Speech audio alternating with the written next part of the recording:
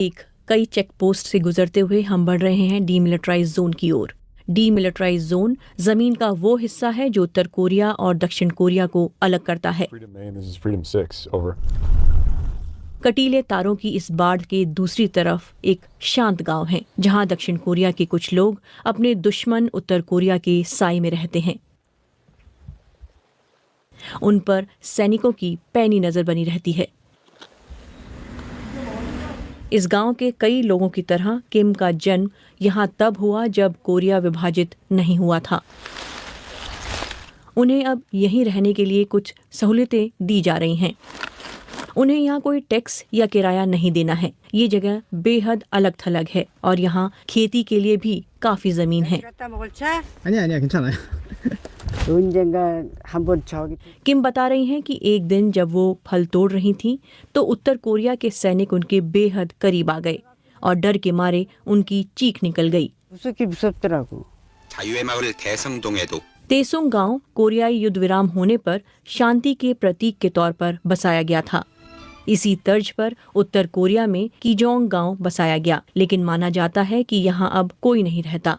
उत्तर Korea के लोगों ने इस गांव को छोड़ देने का फैसला किया और वहाँ कोई रहता नहीं, तो आप लोग यहाँ क्यों रहते हैं? लोग मानते हैं कि तेसुंग और कीजोंग दोनों ही गांवों का अस्तित्व इस उम्मीद पर है कि एक दिन कोरियाई प्रायद्वीप का एकीकरण होगा। ऐसा नहीं भी हुआ तो शायद किसी दिन इससे दोनों देशों के बीच रिश्तों को सामान्य करने का रास्ता साफ हो सकता है। लेकिन ये उम्मीद खत्म हो रही है। पिछले ही महीने उत्तर कोरिया ने ऐलान किया कि एकीकरण नामुमकिन है और दक्षिण कोरिया को अपना सबसे बड़ा दुश्मन बताया। इससे यहाँ फ्रंटलाइन पर रहने वाले बुजुर्गों में तनाव बढ़ गया है।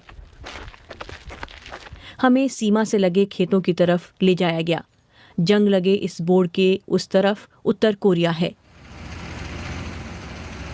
यहाँ किसान मशीन गन लिए सैनिकों की निगरानी में काम करते हैं। हम उत्तर कोरिया के बेहद करीब हैं। उसकी सीमा हमारे एकदम पीछे है। वहाँ कोई फेंसिंग नहीं है।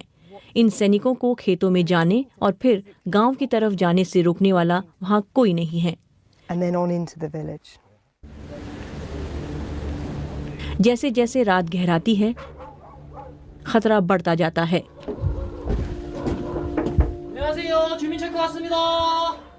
सैनिक हर दरवाजे पर जाते हैं, ये चेक करने कि सभी अंदर हैं। ये कर्फ्यू यहाँ जिंदगी का सबसे ज्यादा पाबंदी वाला हिस्सा है। 2 बच्चों के साथ ये शिन परिवार भी यहाँ रहता है।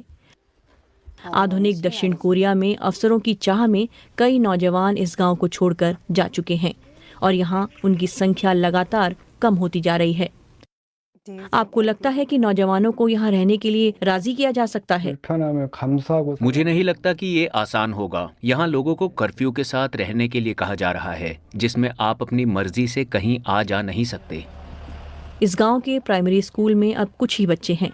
बसें इन छात्रों को डीमिलिटराइज जोन के बाहर से लेकर आती हैं और जैसे जैसे एकीकरण का ख्वाब धुंधला होता जा रहा है, वैसे वैसे लोगों को यहाँ रहने के लिए राजी करना मुश्किल हो रहा है। और फ्रंटलाइन पर एक ऐसा संघर्ष है जिसका शायद कभी समाधान ना निकले।